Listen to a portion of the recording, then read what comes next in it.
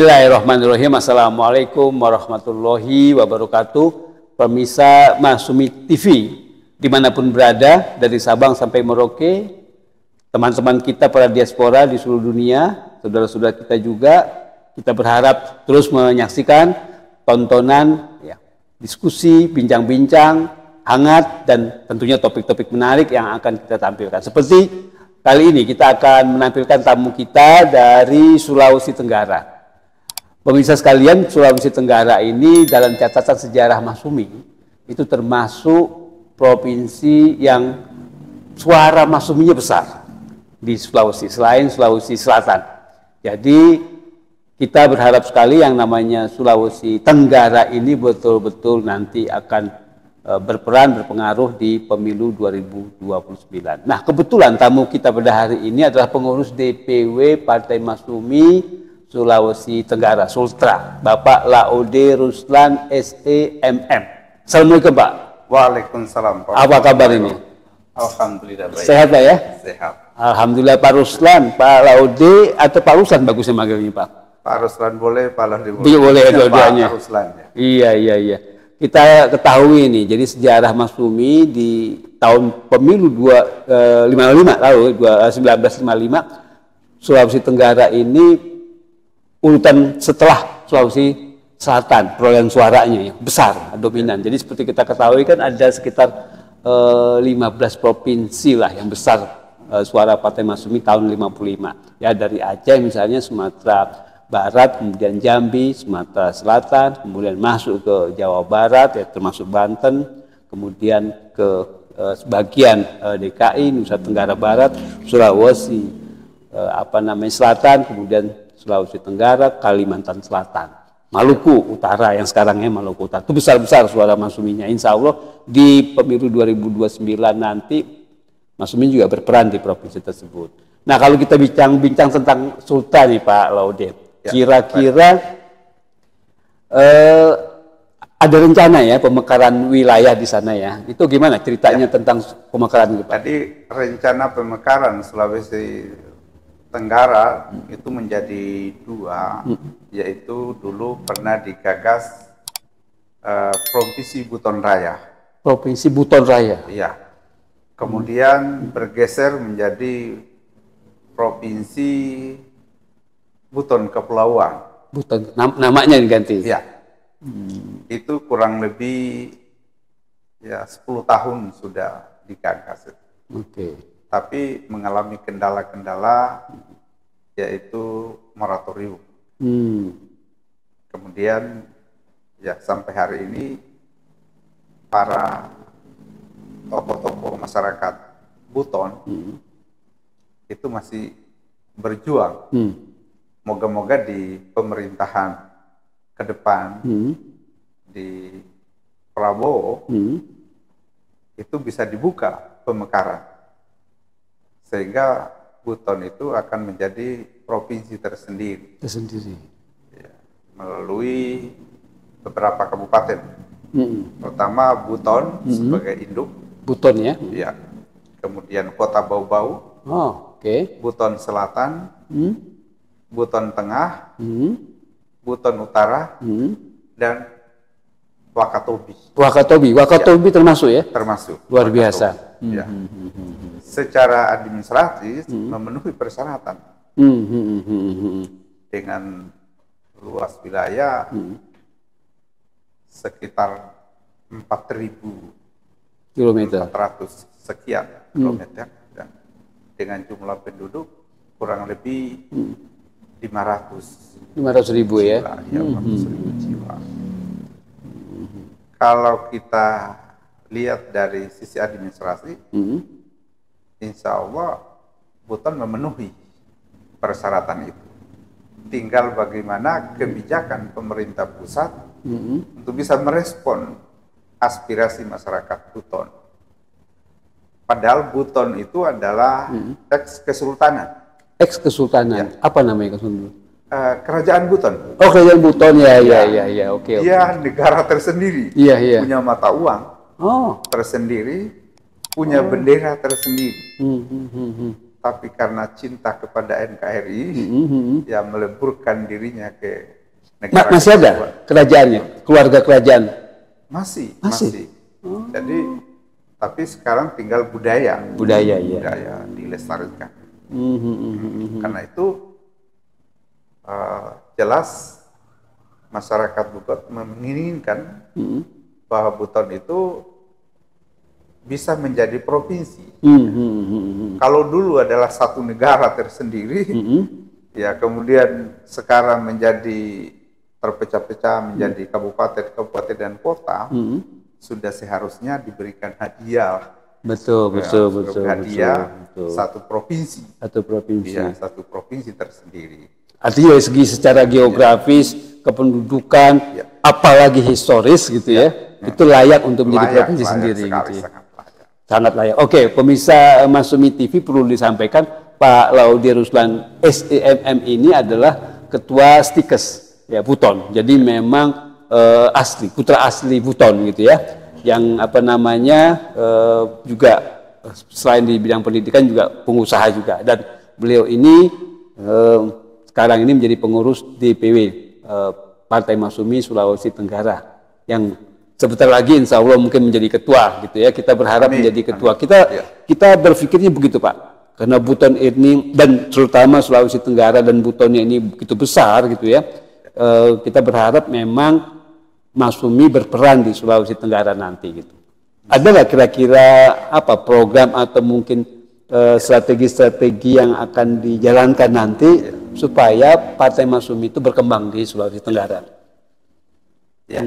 Pertama, Partai Masumi setelah terbentuknya struktur kepengurusan DPW, jelas tugas utama DPW adalah membentuk kepengurusan di 17 provinsi dan 17 kabupaten dan kota yang ada di Sulawesi Tenggara.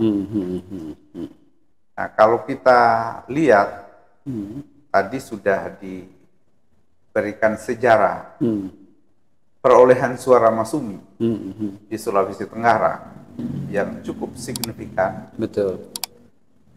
Itu sangat realistik karena penduduk Sulawesi Tenggara itu 95,3% itu beragama Islam. Ya. Tinggal bagaimana cara pendekatan Partai Masumi ke depan agar bisa meraih kembali kejayaannya di masa lalu. Dan nama Masumi di Sulawesi Tenggara sampai sekarang orang-orang tua masih terngiang-ngiang di telinganya.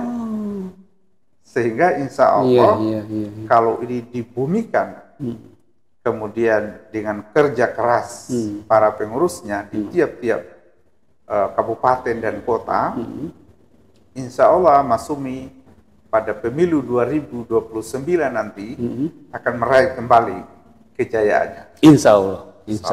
Artinya kalau orang-orang tua masih mengingat-ingat nama Masumi, nama besar Masumi, ya artinya tinggal tanggung jawab kita ini istilahnya generasi-generasi yang masih hidup ini bagaimana caranya mengenalkan Masumi ke generasi muda, milenial, apa namanya Gen Z dan semuanya yang belum paham tentang sejarah Masumi, terutama kebesarannya gitu kan, kebesaran nama Masumi. Dan kita ketahui sejarah betul di Sulawesi Tenggara ini di bawah Sulawesi Selatan perolehan suaranya signifikan ya waktu pemilu 55. Dan kita berharap sekali Pak Laudik kalau misalnya nanti ada pemekaran gitu ya.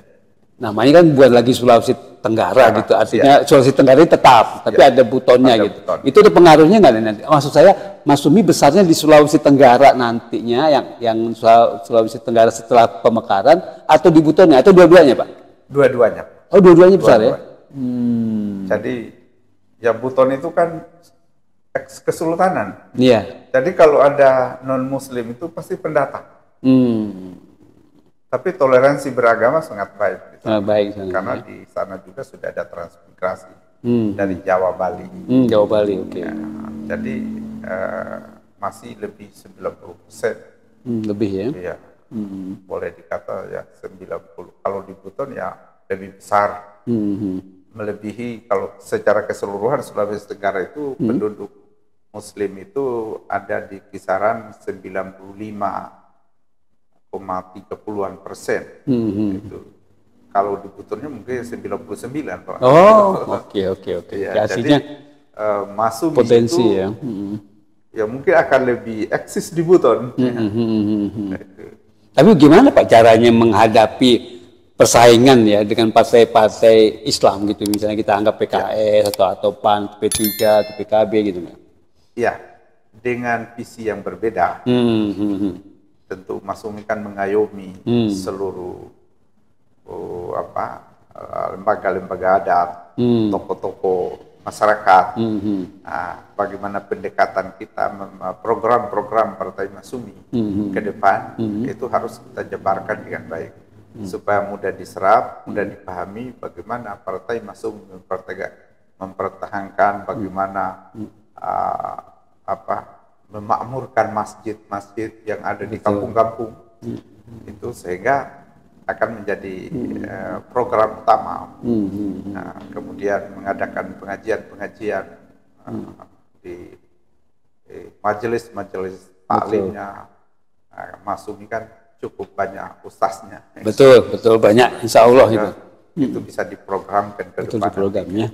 Ya, menarik tuh Pak. Kalau secara pribadi Pak Laudy punya hubungan khusus nggak dengan raja-raja kesultanan di sana Pak? Iya, secara historis saya keturunan. Wah, mantap kalau keturunan ya. Masih lebih dekat. Oh, iya. Artinya itu menguntungkan dari sisi posisi Masumi ya dalam untuk mengembangkannya. Insya Allah. Kemudian kakek buyut yang ulamanya Buton itu ya itu kakek ya. Kakek langsung ya? Ya, kakek ya, tapi saya ke-7. Ke-7 ya. Generasi ke-7. Yang merumuskan ada undang-undang Buton tentang martabat 7 istilahnya itu disebut dengan Kiai Haji Abdul Ghani. Nah, itu kakek. Iya. Kakek buyut ya. Langsung ya, kakek ke-7. Iya, ke-7 saya. Jadi orang insya Allah tahulah semua. Nah, kalau begitu bagus sekali gitu artinya menguntungkan ya, artinya untuk mengembangkan Masumi yang insya Allah yang secara idealisme kita berbeda dengan partai-partai Islam sekalipun ya yang lain, apalagi dengan partai nasionalis gitu ya. Kira-kira apa namanya apa Pak, kalau ada silsilah kerajaan gitu di Buton itu terutama itu masih lengkap sekarang Pak ya? Masih. Nah itu kan nama Bapak masuk dong berarti. Ya masuk. Iya. Artinya kita apa namanya bukannya ini gitu, bisa aja nanti pusat kerajaan Buton itu masih utuh sekarang Pak ya, masih ada. Sebagian daripada mungkin bangunannya itu menjadi kantor Masumi bisa aja kan, misalnya Buton jadi provinsi sendiri nanti kemudian ada sekretariat TPW Buton, nah, itu ada di kerajaan Buton, luar biasa lagi tuh. Ya. Jadi gini, dengan berubahnya ambang batas parliament threshold dari undang-undang, apalagi pencalonan kemarin oleh MK, ini akan membuka peluang bagi para kandidat yang mungkin memiliki kans lebih tinggi, disukai masyarakat, tapi dia tidak punya partai politik. Dia tidak bisa, walaupun masyarakat menginginkan, tapi kalau dia partai politik tidak mengakomodir dia dengan segala macam alasan dan sebagainya, itu menyebabkan ya tidak bisa berlayar. Betul. Karena itu ya saya akan mengajak semua teman-teman bahwa saat inilah yang paling tepat untuk masuk di partai politik. Untuk merubah kebijakan, kita harus masuk di partai politik. Karena perjuangan bukan lagi perjuangan kemerdekaan, tapi mengisi kemerdekaan. Mengisi kemerdekaan itu berarti tatanan undang-undang. Betul. Nah, tatanan birokrasi dan sebagainya itu semuanya dilakukan melalui DPR dan melalui eksekutif. Betul. Nah, kalau kita hanya menjadi penonton, ya kita tidak akan dapat tersalurkan semua ide-ide, aspirasi kita tidak benar akan tersalurkan. Iya. Nah, kalau kita lihat perjuangan Rasulullah, ini dimulai dari masjid. Betul. Apa-apa dilakukan dari masjid. Buton itu perjuangannya juga dari masjid. Dari masjid. Karena itu Buton tidak punya istana kesultanan. Yang ada hanya masjid. Masjid. Oh, iya. Sehingga ini akan sejalan dengan cita-cita Masyumi dan perjuangan Masyumi ke depan. Oke. Ya. Terima kasih Pak Laude Ruslan. Jadi pemirsa Masyumi TV, kita dengar tadi prospek Partai Masyumi di Sulawesi Tenggara, khususnya apalagi di Buton, yang insya Allah nanti akan menjadi provinsi sendiri, itu cukup besar ya potensinya, apalagi memang Pak Ruslan hari sudah menjelaskan gitu kan, Pak Ruslan secara pribadi memang juga keturunan kerajaan Buton, kemudian juga memang istilahnya Buton ini 99% Muslim gitu ya, itu tentunya tidak mengkhawatirkan istilahnya persaingan dengan partai-partai imam Muslim lainnya, tidak ada masalah, karena ini ada soal kedekatan juga ya Pak Ruslan dengan kerajaan Buton, ex kerajaan Buton yang sekarang berkembang menjadi pusat budaya ya, pusat budaya Buton.